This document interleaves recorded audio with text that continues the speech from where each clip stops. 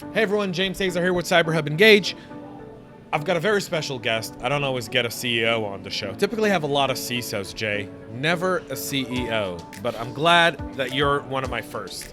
Great. Well, thanks, James. It's great being on the podcast. Well, thank you for hosting us at beautiful Fogo de Chao during RSA. You guys put out, I think, probably the best side venue of anyone for RSA in recent memory. Well, I appreciate that. I think the proximity to the conference center and the various events that we put on, we had 11 different events at RSA, just make this a really fantastic location, venue, and obviously the food and service here is really great. Right. So people love coming. Food brings people together. Food brings people together, absolutely. Right? Food brings people together. Food gets conversation. I got to tell you, the quality of people that walked in here was amazing. Was just top notch. The panels, the content, it was awesome. But a little bit, introduce yourself to our audience who may not know a lot about Jay Kaplan and Synack, right? I said it right. Synack, you got it. All right, because I said it. You got to explain to everyone what's the whole point. What really makes up the name? Well, Synack was derived from the TCP/IP three-way handshake. If you're a network security or networking guy, you understand what that means. So you have your synchronize, acknowledge, and then finally your FIN packet at the end. And so we say, in order for any computer to be hacked, you have to make a connection with it first. And so you're going to be exchanging, some SYN, some Synacks, right. And so that's kind of where it comes from. So a little bit about your background. You co-founded this company. You guys have grown tremendously over the last 5-6 years or so. So take us a little bit about the idea behind starting this company and co-founding it and leading it to where it is today. Sure. So we got started in early 2013. My co-founder and CTO and myself, we came out of NSA before founding the company. We were focused on supporting their intelligence mission. So effectively, we were hackers for the NSA. Probably one of the coolest jobs, I think, as a security guy that you could have in the entire federal government. Right. Arguably, one of the coolest jobs you can have in the world. My focus was mostly on supporting the counterterrorism mission, so hacking into foreign terrorist communications and networks to help guide our decision makers on, what was coming and kind of like the NSA Codebreaker Challenge, right? That they put on every year now. NSA Codebreaker Challenge, but in real life, Right. And so, I think that was an incredible experience and built a really amazing foundation. But I think it also gives you a pretty unique perspective and understanding of the space that we're attacking specifically, which is identification of vulnerabilities, whether that's in a large company or in a foreign network. I think it's all the same. I think one of the things you realize very quickly is that vulnerabilities are pervasive, and the existing solutions that deal with assessing these vulnerabilities are just have not scaled with the times. Correct. They're very point in time driven. They're very reliant on the one or two individuals who are coming in and performing the work. And in some cases, they're reliant on automation, which is just missing a lot of the critical issues that matter the most and which are ultimately leading to these big data breaches. And so we left the agency to really solidify a completely new model for how this work is conducted, taking a more crowdsourced approach. And what that means is we basically recruit, vet, and retain a global network of security researchers now in over 85 countries. And when I say we vet, it's not as simple as someone signing up with an email address. You have to actually go through an interview process. We put them through a skills assessment. We put them through a trust assessment, background checks. We hold IDs on file. All of that is really important given the type of clientele that we engage with. And so we keep that community very tight, and we actually weed out about 90% of the people that apply to be part of this community. We then centralize all of their activity on a technology platform that facilitates trust, control, and visibility.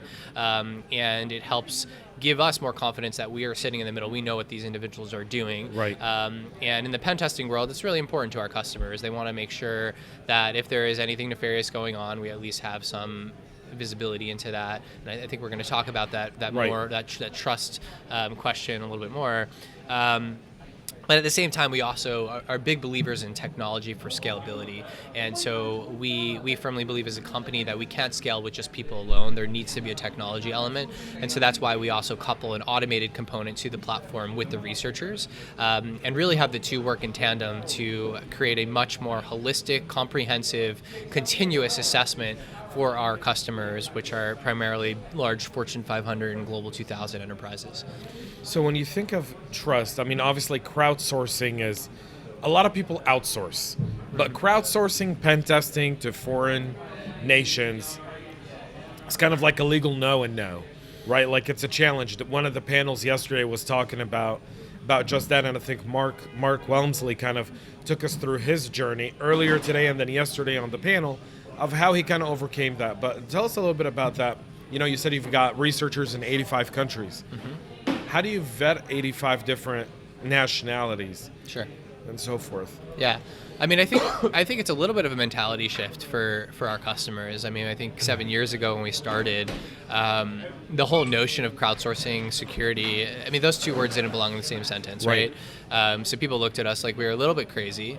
But what we really tried to get, the point we tried to get across was the fact that, you know, there are TTPs of people who are in other countries that approach the problem very differently than consultants here in the U.S. Right. And for you to actually get a true adversarial perspective of your IT environment, you have to have the perspective from all over the world because you're getting attacked from all over the world. Right. And so I think that started to resonate with customers. And then when we start to couple all the different controls that we have in place, including technological controls where we're actually funneling all of the researcher traffic through us so that we serve as a central choke point and there is an auditability component of this. And the fact that we vet all of the researchers, and you were mentioning how do you do that from a so many nationalities. We have a lot of partners globally that help us with background checks and making sure that we have a valid passport on file, making sure that our NDAs contractually hold up. But all of this is we treat these security researchers like our own employees, and I think that's the important part for our customers to understand. You don't go through this entire process. You don't become a completely known person and identity to us, and you don't agree to allow us to basically intercept your traffic unless you're doing this with good intentions. And I think that's the key here. But the reality is, and I think at the end of the day, customers recognize that they are getting attacked every single day from outside by people from all over the world. Right. We're not doing anything that different. Hopefully these are people that you can trust a little bit more than the people that are doing this nefariously. And at the end of the day, we're also giving you the results. I like to draw the analogy. You're always getting a penetration test. You just don't know what the results are. Right. Here's a way for you to obviously. Well, and that seems to be the constant challenge, right? I mean, a predominant amount of cyber attacks are launched internationally. Your ability to really fend off these kinds of attacks is very, very difficult. Yep.